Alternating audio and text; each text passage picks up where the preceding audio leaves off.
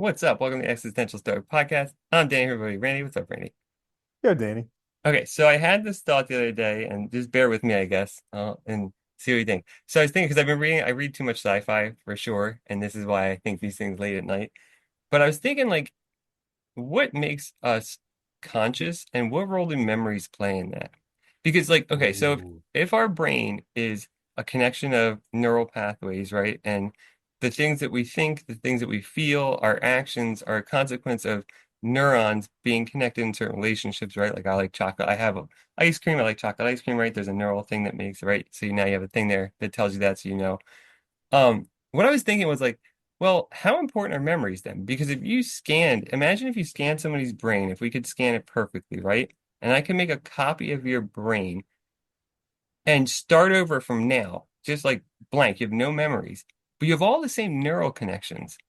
Wouldn't that new individual then experience reality the same way as you because they have the same positive, negative, basically connections dictating like what choices they'd make in certain situations. So even without memory, it wouldn't really, they'd still be the same person and then they'd form memories moving forward. And Almost like Blade Runner.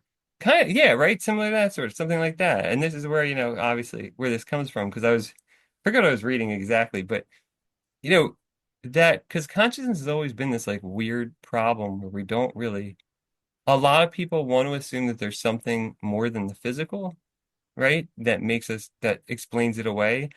But there's also, it's hard because even the physical itself doesn't seem to be enough to explain it.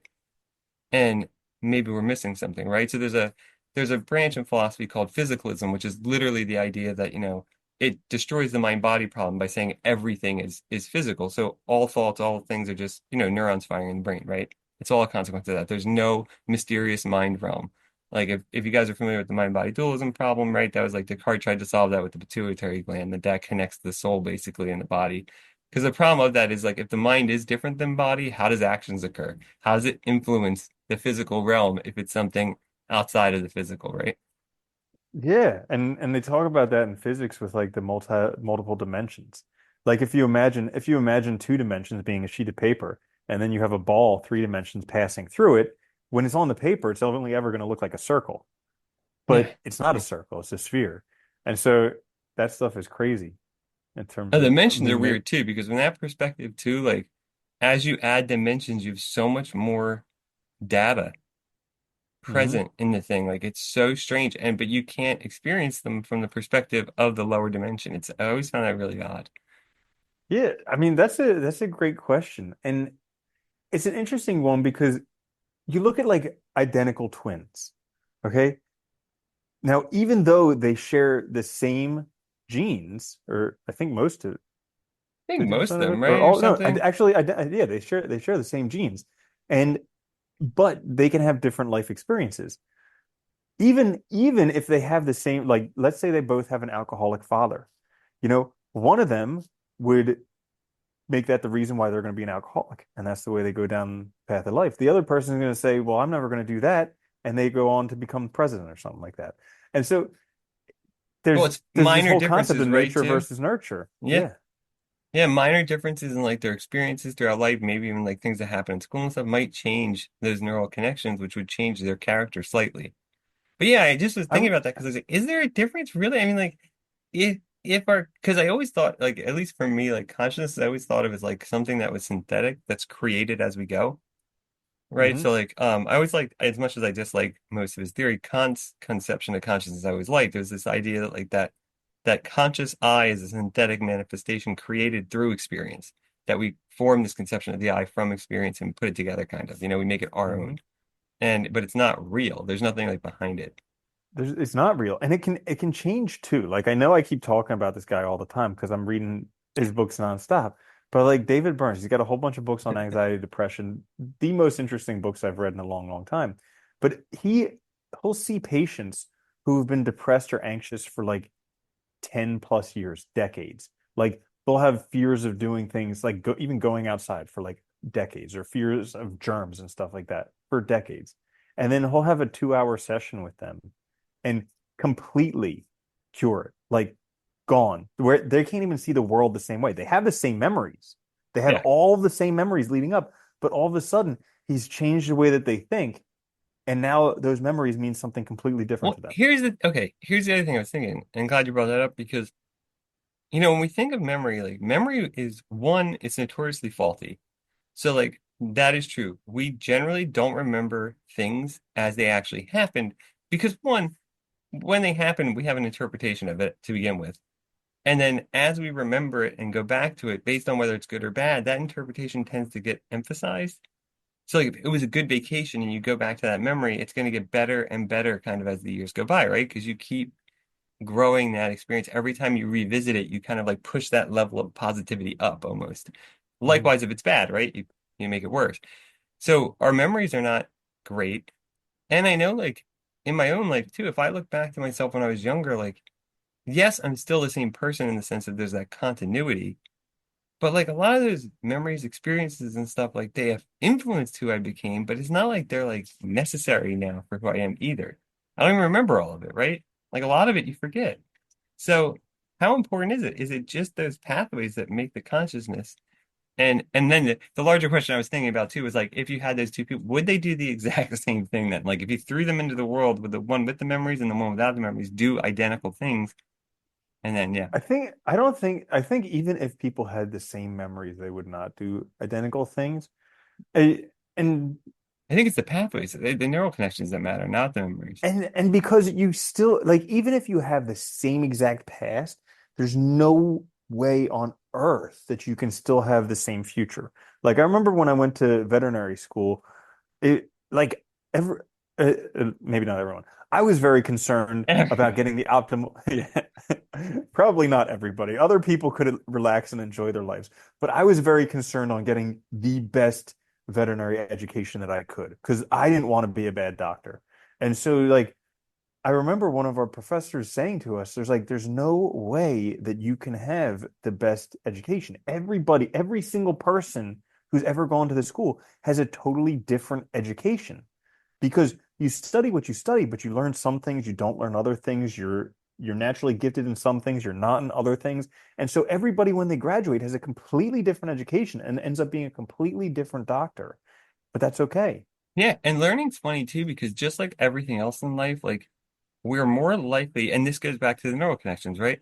We're more likely to remember things that interest us or that catch our eye for whatever reason, right? So like we can both read the same book and we'll probably get different things out of it because we're coming at it from a different perspective of positives and negatives, right? I mean, that's gonna happen. So I think that's a really good way to look at it. Like all of our life experiences are like that. They're all gonna be somehow slightly different. And that's where I think, the more I was thinking about it, the more I was like, well, maybe it seems to be just like physically based, like, and almost like you form these certain pathways and logical, like to use a computer analogy, I guess like logical conditions and stuff. And those then inform the future choices, decisions, and things like that, because that's the base programming you have to work with essentially. Yeah, yeah, and it's not even like you know how sometimes your brain will like edit out things that aren't there. Like you'll be looking for your keys and they're on the table right in front of you, but you Okay, keep looking and you can't find them. like it's not even like it'll edit out things. It's like 50% of what we actually see is just made up by the brain because it's quicker. Yeah, And most of that yeah. stuff is BS. Most of the things we don't need most of the time if you think about it, we really don't need that detailed information. We need a general Hmm. idea. That's why you don't see your keys because your brain's like, that's the table. It looks like this. Yeah. Which is kind of crazy when you think about it, right? That it can just conjure this image. Well, it's the same thing with people because like I had two experiences this week where like I very intentionally wrote a specific text message that included some information for people. And like it was two separate things. So it's not like it was a poorly worded one-time thing, but like both times the person on the other end of the communication completely missed what I put in the first message.